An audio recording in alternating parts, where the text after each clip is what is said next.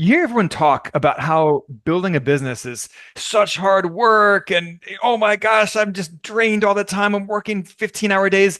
And yes, building a business can be like that, but it doesn't have to be like that. It can be a ton of fun. Our guest today, Sarah Weaver, she's a full-time investor and entrepreneur. She owns and operates Investor Adventures, which works like a mastermind retreat adventure vacation for real estate investors. And she gets to go on these crazy fun vacations with her clients and get paid for it. So, Sarah, I love this concept. Walk us through exactly what you do and how you built a business all around your passion. Absolutely. So I bought rental properties in the Midwest. I said offline to you, I buy dinky duplexes and they're pretty great. So I always say that I buy properties, frankly, in boring places. I'm from the Midwest, so I don't mean any offense to anyone, but I buy boring buildings in boring places so that I can live a really exciting life. And so in doing so, I was buying these rentals fully remote. And then I was sharing my experience on the internet, was posting on Instagram and Facebook, writing a few blogs here and there, and then eventually wrote a book. And to my surprise, a lot of people were like, "Hey, yeah, real estate's really cool. The midterm rental strategy, which your book is about, sounds great. But can we talk about travel?" And so, as an entrepreneur, I was thinking, okay, do I come out with a credit card hacking guide so that I can sling credit card affiliates? Do I teach people how to be nomadic and remote and have a course or a mastermind?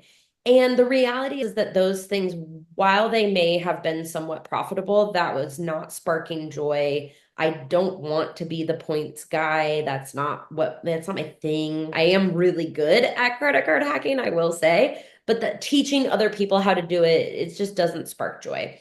And so what it came down to was I was sitting at a conference because I attend and speak at a lot of conferences. And as an extreme extrovert, I find this fact really interesting. I attract a lot of introverts. And so some of my very closest friends are introverts and they like to call themselves like they want to be my wing woman at a conference because I'll be like, "Have you met Kat?" And then I'll do Kat's 30-second elevator pitch. And so what I realized is that these entrepreneurs, especially introverted entrepreneurs, they thrived in what I call the hallway conversation. So not the big busy room or even like the large stage, but they were creating meaningful moments in the hallway. And so I pulled some of my introverted friends. I said, "Hey, if I plan like an 11-person event and we did it somewhere kick ass, would you be interested?" And they were like, without a doubt, yes. So that was more or less how Invested Adventures was launched. I love that. As someone who travels a lot internationally myself, I love everything about what you're doing. And as someone who invests in real estate every month, I love that you've combined real estate investing, creating passive income, reaching financial independence, teaching those skills.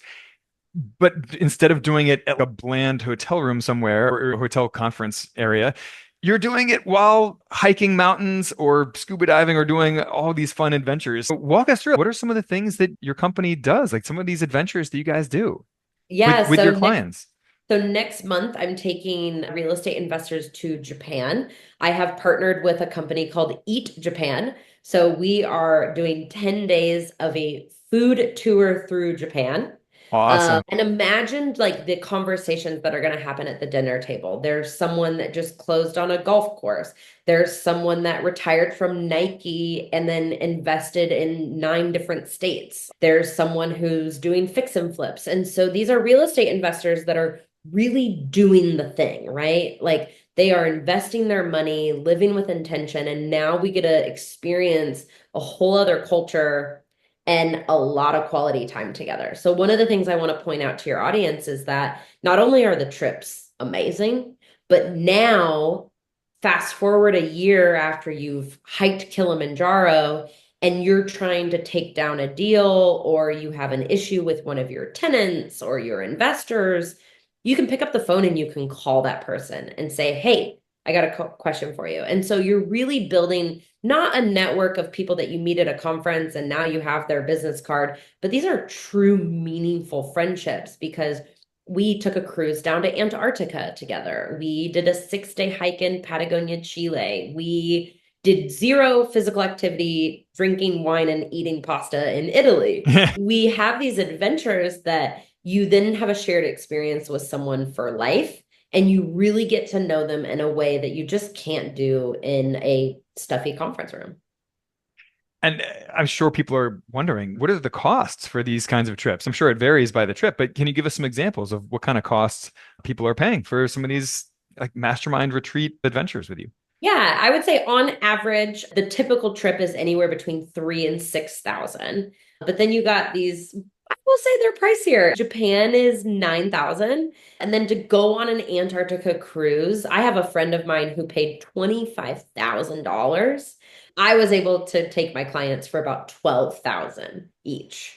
And I'm not backpacking through Brazil like I used to, okay? These are nice experiences. And then also it's an experience that is 100% a business trip. So if you and your family went on an African safari, while it may be a memory of a lifetime, you're not able to honestly tell your CPA that was a business trip. Whereas you're going with 16 other real estate investors, and in your case, networking for other investors, meeting other deal syndicators, all of these things, that truly is a business expense because without a doubt, you're going to come away with deals or clients or knowledge that's going to take you to your next deal. And I think that's something that I'm really proud of is that these trips, people leave and then within days, not months, not weeks, not years, within days of getting home, they're going under contract. They're raising private money. They're doing the stuff that we just spent 10 days daydreaming about hiking Kilimanjaro. The moment they get home, they're just lit on fire and they're so excited to do the next deal. And so it really is a great investment. That is awesome. So, what are some final tips for anyone who is thinking about trying to launch a fun, passion-based business for themselves that actually generates real revenue for them? What are your tips for them? Yeah, I think there's a couple of things to think about. One is what problem are you solving? And so for me, I had constant messages from people, especially these more introverted entrepreneurs, that were like, what conferences should I go to? And the truth is that maybe there are some conferences people shouldn't go to. Because Right. if you're going to spend the time away from your family, the money for the hotel, eating crappy food, like being in these big rooms, if you're going to go, get excited and learn some stuff, but then go home and do absolutely nothing with that information, that is not a good investment of your time and money. And so there's a lot of conferences that people shouldn't be attending. And so I think that the problem that I was solving was I was creating a way for people to network in a way that actually positively affected their business and their bottom line. And then for some people, they're scared to travel. Unlike you and I, with years of experience, just like moving to a new country, that's not normal for most people. And so going somewhere like Africa or Guatemala, the people are like, I don't know if I like want to plan all of that.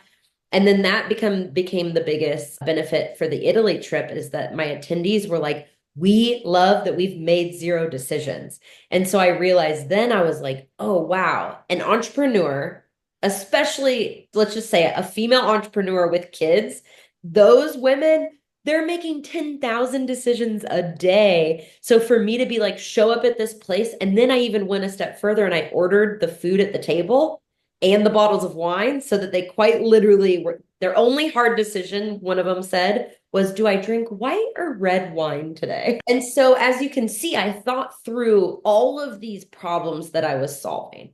And so, if you're sitting listening to this podcast, think about what problem can I solve? Is it that people need to they need to clean out their trash cans at their rental properties because your tenant throws gooey, nasty stuff in there. They're stinking, they're attracting bugs.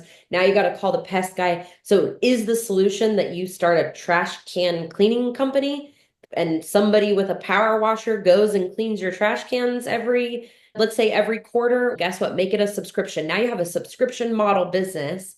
You're not the one actually going out there spraying the trash cans, and you just created a solution to a problem that real estate investors have and might be willing to pay for. So there's a business idea I just threw out for everybody. There you go.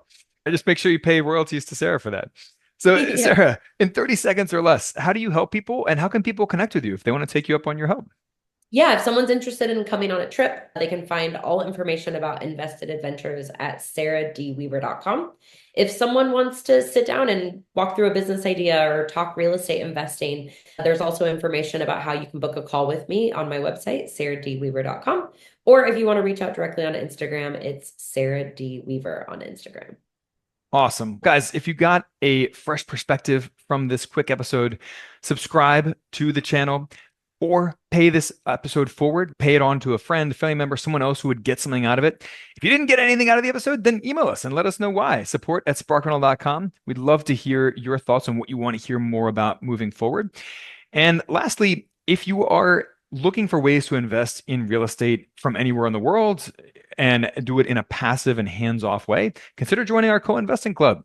We get together every month and we vet deals together. We go in on them with relatively small amounts per person.